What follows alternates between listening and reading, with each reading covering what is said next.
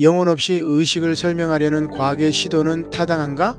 근대 이후 과학은 인간의 정신활동을 설명함에 있어 전통적으로 영혼이라고 불리던 개념을 점차 배제해 왔습니다. 그 대신 의식은 뇌의 복잡한 정보 처리 과정이며 인간의 자아나 정체성, 의지 같은 것들도 모두 신경세포의 작동 결과로 환원될 수 있다는 주장이 힘을 얻어왔습니다. 이러한 관점은 의식은 곧 외의 상태다 라는 전제 위에 서 있으며 인간이란 존재를 설명하는 데 있어 영혼이라는 형이상학적 개념은 더 이상 필요하지 않다는 입장입니다. 대표하는 인물 중 한 명이 프랜시스 크릭입니다. DNA 이중 나선의 공동 발견자이자 생물학자죠. 그는 당신이란 존재는 결국 뉴런과 분자들의 상호작용일 뿐이다 라고 말합니다. 즉 크릭에게 있어서 인간의 자아나 윤리적 판단, 기억, 정체성 등은 더 이상 신비한 영혼이 아니라 뇌라는 기관의 물리적 작동 결과에 지나지 않다는 것입니다. 철학자 데니얼 데닛 또한 이와 유사한 관점을 제시합니다. 그는 우리가 의식이라고 느끼는 것은 뇌가 복잡한 정보를 처리하는 과정에서 만들어내는 설명 가능한 현상일 뿐 실제로서의 영혼이나 자아는 존재하지 않는다고 주장합니다. 인간은 마치 이야기처럼 자아를 구성하며 살아가는 서사적 주체일 뿐이라는 것입니다. 따라서 영혼이란 종교적 언어가 설명하던 신비한 실체는 이제 필요 없다는 입장입니다. 신경과학자 마이클 가자니가 역시 분할 뇌환자 연구를 통해 뇌의 양쪽 방구가 서로 다른 방식으로 정보를 해석하고 판단할 수 있다는 사실을 밝혔습니다. 그는 이를 통해 인간의 자아란 하나의 통일된 실체가 아니라 뇌 안의 해석장치가 만들어낸 설명 구조에 불과하다고 주장합니다. 즉, 의식이라는 감각은 나중에 만들어진 이야기적 해석의 결과일 뿐이며 영혼은 그러한 구조 위에 더 씌워진 신화적 개념일 수 있다는 것입니다.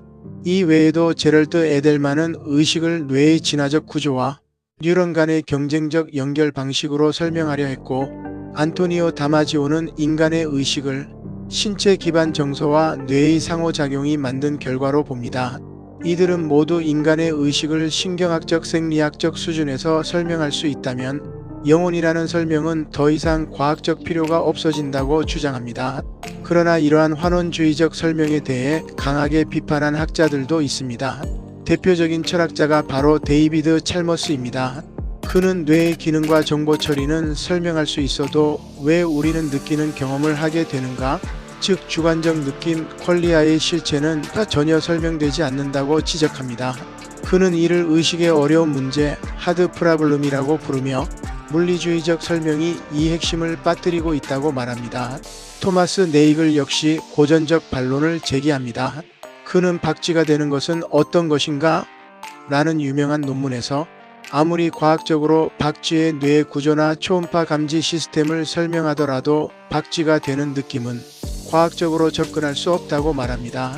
즉, 의식은 제3자의 객관적 설명을 거부하는 1인칭 주관성의 영역이며 이는 뇌의 구조만으로는 설명되지 않는다는 것입니다.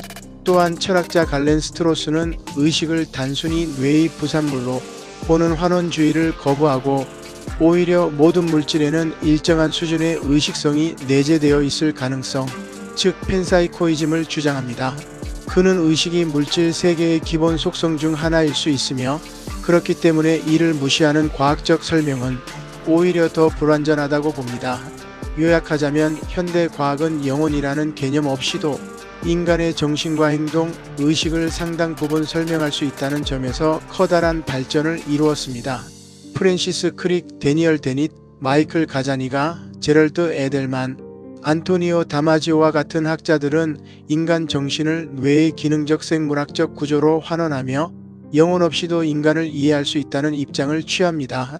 그러나 찰머스, 네이글, 스트로슨 같은 철학자들은 이러한 접근이 의식의 본질, 즉 주관성, 감흥성, 자기 존재의 자각이라는 깊은 차원을 설명하지 못한다고 지적합니다.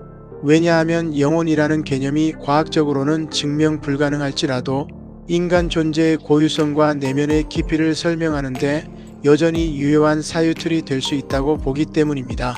따라서 우리는 여전히 이렇게 물어야 합니다. 나는 단지 뇌의 활동일 뿐인가? 아니면 그 너머의 존재인가? 의식을 가진다는 것은 곧 영혼을 가진 것이라는 뜻인가? 이러한 질문은 단지 과학이나 철학의 문제가 아니라 인간이 자신을 어떻게 이해하고 어디까지 확장해 갈 수 있는지를 결정하는 근본적인 물음입니다. 모카, 인공지능을 통해 인간의 의식과 영혼을 새로운 패러다임에서 고민해야 할 시대가 개막된 것입니다.